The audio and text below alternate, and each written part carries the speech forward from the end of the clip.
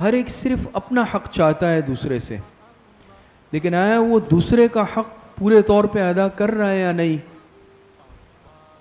تو اس کی طرف آج ہماری توجہ نہیں ہے، یا پھر ہم حق ادا کرنا نہیں چاہتے۔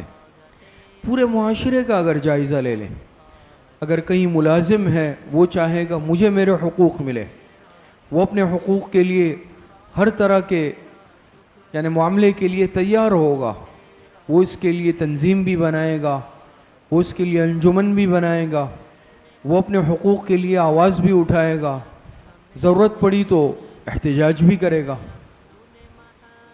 لیکن آیا بحیثیت ملازم کے میں اپنا کام پورے طور پہ کر رہا ہوں یا نہیں؟ بحیثیت ملازم کے مجھے جو کام سپرد کیا گیا ہے میں اس کو امانت اور دیانت کے ساتھ کر رہا ہوں یا نہیں؟ تو اس کی طرف میری نظر نہیں ہے، لیکن مجھے اپنے حقوق پورے چاہیے۔